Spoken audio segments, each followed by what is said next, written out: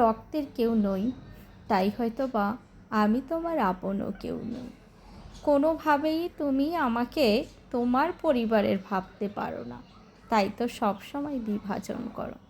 ভেবে কি দেখেছো কখনো এই রক্তহীন সম্পর্কই তোমার জন্য মৃত্যুকে বারবার বরণ করেছে? তোমার জন্য নিজের শিকড়টা বাপের বাড়ি থেকে তুলে তোমার ঘরে পুঁতেছে।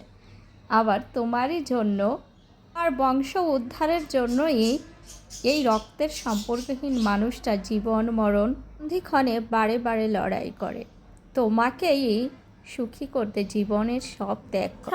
যদি বলি, তোমার মাও তো তোমার বাপের রক্তের কেউ ছিল না, তারপরেও কিন্তু তুমি তাকে তোমার পরিবারেরই একজন মনে করো। কিন্তু আমাকে কেন নয়?